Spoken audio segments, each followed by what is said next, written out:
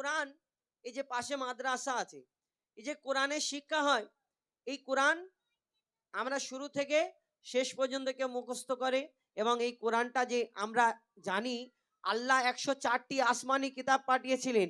এই আসমানি কিতাবের মধ্যে সর্বশেষে আল্লাহ 103টি আসমানি কিতাবের পরে আল্লাহ 104 নম্বরে এই আসমানি কিতাব কোরআন শরীফকে আমার দয়ার নবীর উপরে নাজিল করলেন, পাঠালেন।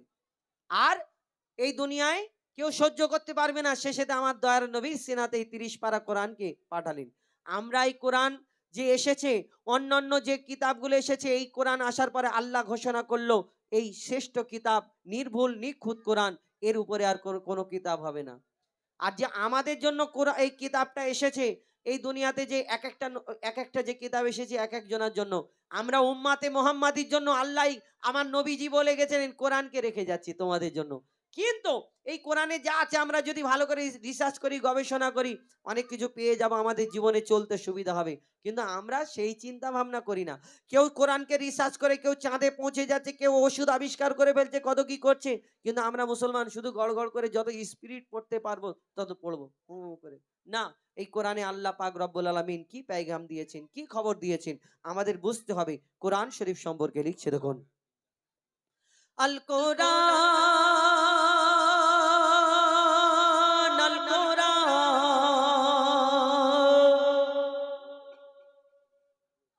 আল কোরআন আল কোরআন আল কোরআন আল কোরআন আল কোরআন আল কোরআন 104 কিতাব নাজিল হয়েছে, ওগো 104 কিতাব নাজিল হয়েছে। শ্রেষ্ঠ নবী শ্রেষ্ঠ কিতাব পেয়েছে, ওগো শ্রেষ্ঠ নবী শ্রেষ্ঠ কিতাব পেয়েছে। লাখো নবী এই ধরাতে এসেছে, লাখো নবী এই ধরাতে এসেছে। কোরআন শুধু প্রিয় মুহাম্মদ পেয়েছে। 104 কিতাব নাজিল হয়েছে, ওগো 104 কিতাব নাজিল হয়েছে। শ্রেষ্ঠ নবী শ্রেষ্ঠ কিতাব পেয়েছে, ওগো শ্রেষ্ঠ নবী শ্রেষ্ঠ কিতাব পেয়েছে। কতদিন ধরে কিভাবে দুনিয়াতে এসেছিল? একদিনে আল্লাহ এরকম যেরকম আমরা কিতাব দেখতে পাই আল্লাহ পাঠিয়ে দিয়েছিল, না পড়ো না কিভাবে দুনিয়াতে আসলো। কবি ছন্দের মাধ্যমে লিখছে দেখুন, 22 বছর 5 মাস আর 14 দিন ধরে, 22 বছর 5 মাস আর 14 দিন ধরে 6666 আয়াত নাজিল করে।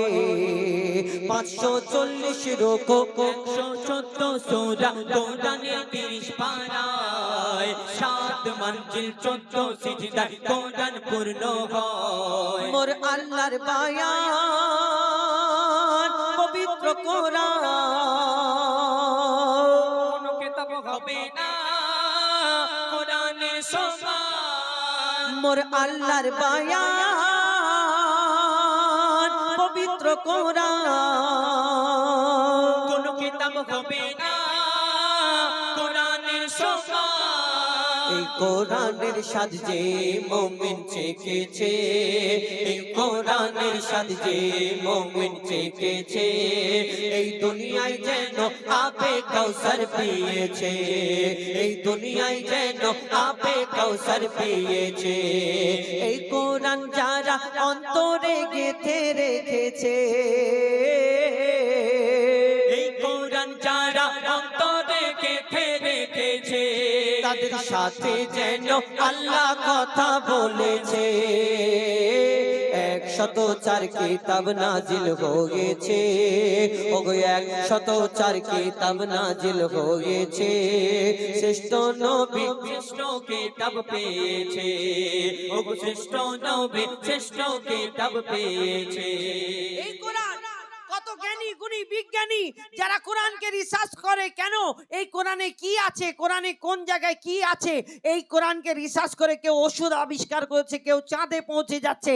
বিজ্ঞানীরা আজকে আজকে কত কি বলছে, এটা ঠিক, এটা ভুল, ওটা ভুল। আমার নবী আজ থেকে 1400 বছর আগে যেইগুলো বলে গেছিলেন, আজকে সেই বিজ্ঞানীরা বিজ্ঞানসম্মত সেই কথাগুলো বলছে। আর এই কোরআনকে রিসার্চ করে কত জ্ঞানী গুণী ব্যক্তিরা কোরআনকে রিসার্চ করতে লাগে কোন জায়গায় কি আছে। আবার কিছু কিছু মানুষ আছে এই দুনিয়ায় যে যারা কোরআনে এই মনেতে বিদ্বেষ ভর্তি, হিংসা ভর্তি, যারা কোরআনকে রিসার্চ করে কোন জায়গায় ভুল আছে, এই ভুল ধরার জন্য তারা পড়তে লাগে কোন জায়গায় ভুল, ওই ব্যাখ্যাটা তুলে ধরার জন্য। কিন্তু কোরআনে আল্লাহ এমন নিয়ামত দান করেছেন, তারা এই কোরআনের ভুল খোঁজার জন্য, ভুল ধরার জন্য পড়তে তারা যখন কমপ্লিট করে নেয়, বুঝে নেয়, মোকাম্মাল করে নেওয়ার পরে তারা একদিন কলমা পড়ে মুসলমান হয়ে যায়। আল্লাহ কোরআনে এমন নিয়ামত দান করেছে। আর আমরা অনেকজনা বোঝার চেষ্টা করি, অনেকজনা যত স্পিড হয় আমরা পড়ার চেষ্টা করি। কবি ছন্দের মাধ্যমে আরো কি লিখছে দেখো। কত জ্ঞানী বিজ্ঞানী কোরআনের বাণী করলো গবেষণা, কোরআনের ভুল এক চুল ও খুঁজে পেল না। যদি কোনো ইনসান লিখত কোরআন ভুল হতো হাজার, কোরআনের বাণী সত্য বাণী তার করে নিল স্বীকার। মোর খোদার এলান নির্ভুল কোরআন,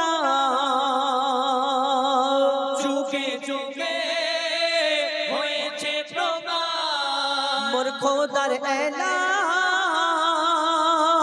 নির্ভুল কোরআন, যুগে যুগে হয়েছে প্রমাণ। এই কোরআনের ভুল যারা খুঁজতে গিয়েছে, এই কোরআনের ভুল যারা খুঁজতে গিয়েছে, তারা তওবা করে কলমা পড়ে নিয়েছে, তারা তওবা করে কলমা পড়ে নিয়েছে।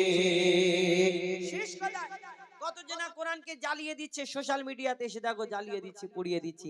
কেউ কোরআনের পাতাটা ছিঁড়ে মুখের মধ্যে খেয়ে নিচ্ছে, বলে দেখো কোরআনকে শেষ করে দেবে।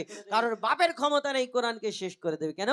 কোরআনের মালিক তো আমার আল্লাহ। এই কোরআন দুনিয়ার মধ্যে তিনি পাঠিয়েছেন, আর একদিন এই দুনিয়াতে কিয়ামতের সময় এসে যাবে, কোরআনের আর লেখাগুলো থাকবে না, কোরআনের পাতাগুলো প্লেন হয়ে যাবে। যত হাফিজে সিনাতে এই দুনিয়াতে যারা মনে করে কোরআনকে মিটিয়ে দেবে, শেষ করে দেবে, যত কাগজের কোরআনকে জ্বালিয়ে পুড়িয়ে ছাই করে যদি সমুদ্রতে ফেলে দেয়, তাহলে জীবনে কোরআনকে মেটাতে পারবে না। কেন? যত হাফিজে কোরআন আছে যাদের সিনাতে আল্লাহ 30 পারা কোরআনকে মজুদ রেখেছে। অন্য কোন ধর্মগ্রন্থ এরকম আছে যে হাফেজ মুখস্থকারী কত? আমাদের মুসলমান ধর্মে লক্ষ লক্ষ কোটি কোটি কোরআনে হাফেজ, যাদের সিনাতে আল্লাহ 30 পারা কোরআনকে মজুদ রেখেছে। হ্যাঁ, কবি ছন্দের মাধ্যমে সেই সম্পর্কে আরো কি লিখছে দেখো।